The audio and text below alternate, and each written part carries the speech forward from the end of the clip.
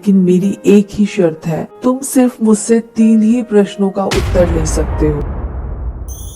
ये कहानी एक गरीब किसान रघु की है जो अपनी गरीबी से बहुत परेशान था। हे भगवान, मेरी गरीबी कब दूर होगी? मेरा तुमसे बस एक ही सवाल है। अरे रघु भाई, क्या भगवान से सवाल कर रहे हो? अच्छा, भगवान से ना सवाल करूं तो तुम ही बता दो, मेरी गरीबी कब दूर होगी? रघु भाई, मेरे पास तो तुम्हारे इस सवाल का जवाब नहीं, लेकिन मैं एक बहुत ही प्रसिद्ध बाबा को जानता हूँ जिनके पास हर सवाल का जवाब है। तुम चाहो तो वहाँ जाकर अपना सवाल पूछ लो। क्या सच में? हाँ, वहाँ जाकर तुम अपना सवाल पूछो, तुम्हें जवाब जरूर मिलेगा। रघु अब बाबा से मिलने लंबे सफर पर निकलता है। रास्ते में एक जंगल आता है। रास्ता बहुत लंबा है, लेकिन मुझे जाना होगा। रात होने के कारण रघु रात को रुकने का सोचता है और तभी अचानक उसे एक घर दिखाई देता है। वो घर के मालिक से पूछता है, क्या मैं आज रात को आपके साथ रुक सकता हूँ? हाँ हाँ बिल्कुल, क्यों नहीं। जंगल बहुत घना है, रात को सफर करना ठीक नहीं होगा। सुबह होने पर रघु अपने सफर को दोबारा शुरू करता है। तभी अचानक, वैसे तुम जा कहाँ रहे हो? मैं एक बाबा से मिलने जा रहा हूँ जिनके पास हर सवाल का जवाब है। अच्छा, अगर तुम वहाँ जा ही रहे हो तो मेरा भी एक सवाल उनसे जरूर पूछना। मेरी बेटी कब बोलेगी? वह बोल नहीं सकती। ठीक है, आपने मेरी इतनी मदद की है, मैं आपका सवाल जरूर उनसे पूछूंगा। ये बोल के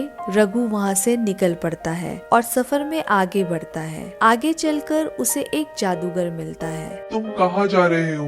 मैं बाबा के पास जा रहा हूँ अपने सवाल का जवाब लेने। मेरा भी एक सवाल है, तुम्हें जवाब लेके आना होगा, नहीं तो मैं अपने जादू से तुम्हें पत्थर बना दूंगा।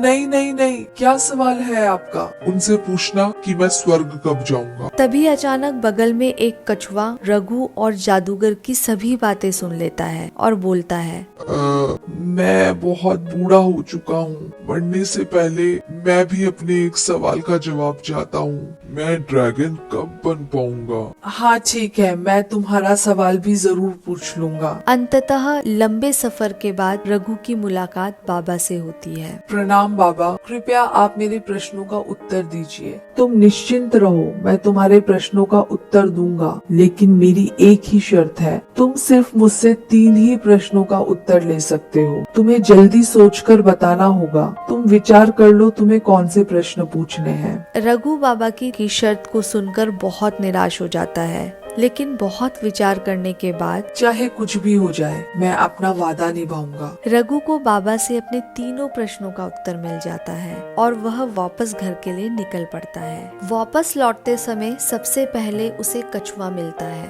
भाई, बाबा ने क्या जवाब दिया? बाबा का जवाब था, जब तुम अपना कवच त्याग दोगे तब तुम ड्रैगन बनोगे। रघु से बाबा का जवाब सुनकर कछुआ अपना कवच त्यागता है और कवच से बहुत से मोती गिरते हैं। कछुआ सभी मोती को रघु को दे देता है। रघु वहाँ से निकल पड़ता है। कुछ दूर आगे चल के वही जादूगर उसे मिलता है। क्या जवाब लाए? मैंने आपका प्रश्न बाबा से किया था। उनका जवाब था, जब आप अपनी छड़ी को किसी को दान कर देंगे तब आप स्वर्ग में जा सकते हैं। जादूगर ये जवाब सुन के अपनी छड़ी रघु को ही दान कर देता है। अब रघु के पास एक जादुई छड़ी भी होती है जिसका इस्तेमाल वो अपने अनुसार कर सकता था। आखिर में घर का मालिक मिलता है और जवाब पूछता है। इस पर रघु बोलता है, जब आपकी बेटी की शादी होगी तब वह बोलने लगेगी। रघु की सादगी और वफादारी को देखकर मालिक अपनी बेटी की शादी रघु से ही करवा देता है। इस प्रकार तीनों प्रश्नों के जवाब के साथ रघु का पूरा जीवन परिवर्तित हो जाता है।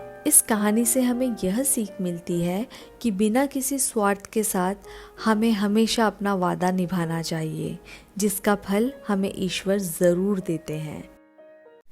मैं आशा करती हूँ आप मुझे कमेंट करके ज़रूर बताएंगे आपको ये कहानी कैसी लगी।